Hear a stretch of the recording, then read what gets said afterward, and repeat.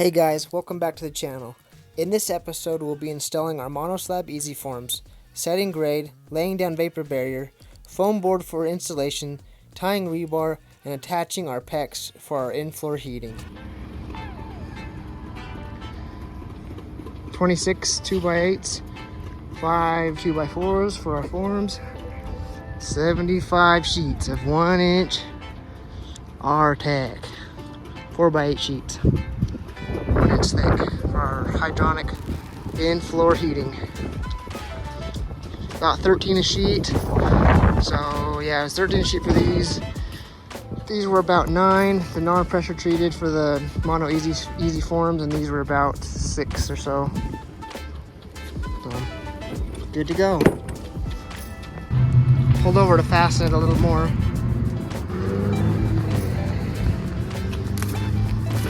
Yeah, I would say that ain't going anywhere, but it looks like it might. Got our standard Mono Slab Ez Forms, 16 by 16 or 40 by 60. They'll just kind of sit in together. These are what are going to go on the perimeter of the concrete for our Mono Slab. And together with these 8x8s or 2x8s. And then of course our 1 inch foam board for our hydronic in-floor heating. We ended up using this plate compactor just to mash down all the 3/4 inch minus rock for our 1 inch foam board so that it would lay perfectly flat. I ended up using the Arctic foam board over the rigid R10 stuff with the Pink Panther guy on it because it's more flexible, and I was worried about the rigid stuff breaking or cracking as the ground moves. Let me know in the comment section below if you guys know if that was actually a good idea or if that's just all nonsense. Your input would be much appreciated as I'm learning as I go. 6 mil visqueen, vapor barrier.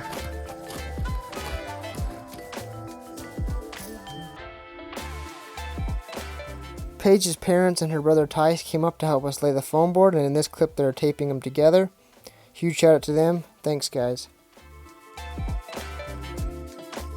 Right here we're using the laser level to set the form boards the same. These forms set up super easy. Highly recommend Mono Slab Ez Forms.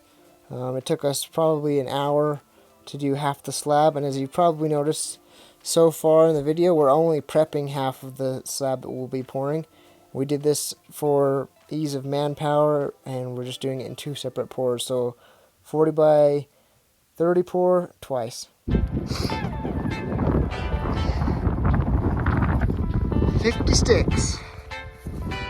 Number 4 rebar. Paige bending away. We got 20 done. 30 more to go.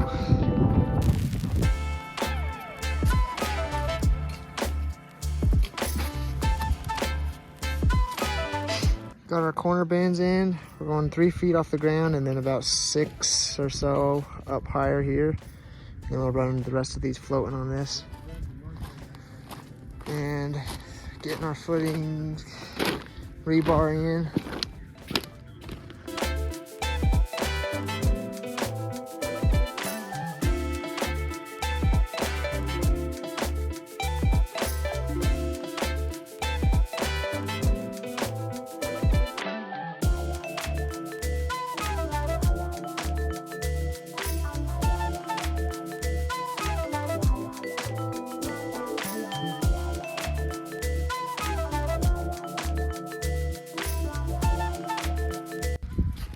Second half getting done. Paige is cranking away on it. We got our 4x4 grid for our main columns, the steel that comes down right here. And then it's running the rebar 24 inches. And we'll hook all these together, and then once we get all this in, we'll run our next set of PEX, 2 250-foot coils in the living quarters, and then one, I think we're doing a 470 in here. We did 470 here and 530 here because they're 1,000-foot rolls. So here's the abyss of rebar, wire ties, soon to be PEX. But this is the last piece of rebar. Do the honors, Paige.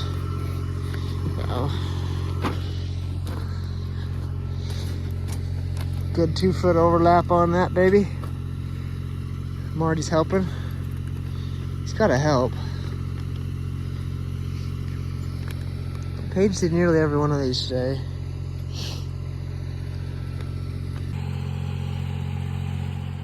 Here's us doing the first half of the slab, prepping it. This is our first encounter with laying the pecs and understanding how it's going to go and kind of the struggles with it.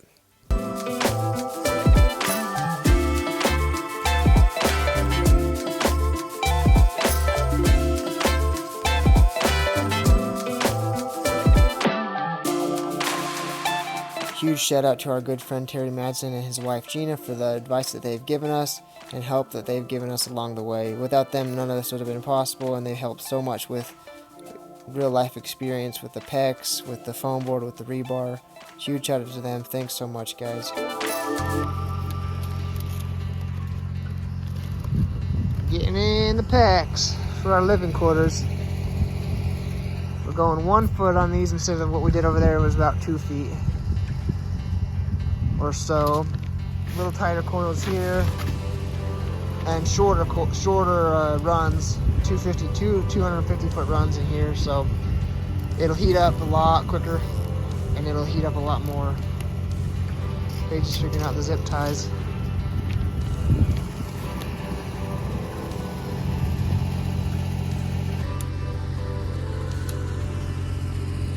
This is what we got so far tonight. Well, it's been today and into the night, but Paige is cutting the tag ends off the zip ties so you don't poke up through the concrete. That would be a tragedy. Wouldn't be the worst thing though. Marty's just inspecting. Marty! Yep, just inspecting. Then our wall will be here. We got to still set all of our forms. Just some jangle work here just because I had some extra rebar. I don't know if it'll make it any stronger, but yeah, exciting. We're about to put this coil down and we'll run it on this portion of the living quarters here in the kitchen and where the front door is there. And then we're running all of our supplies for everything through the bathroom. So when you get out of the shower here, you'll have nice warm floors. That'll be nice. And then same thing with the laundry room over there. It'll be toasty warm in there for Paige when she's doing the laundry. We all know I won't be doing the laundry, but exciting stuff. Can't wait. All right, we're going for the shop portion. Doing all the perimeter first. And this is a north-facing wall, so keeping it nice and toasty with the supply line. Hopefully keep the heat in the concrete there, and then we'll do a bunch of coils and get back to home. We are nearly there. And if you can tell, it is nearly raining. It may be snowing, but I think it's nearly raining. It ain't gonna stop us for nothing.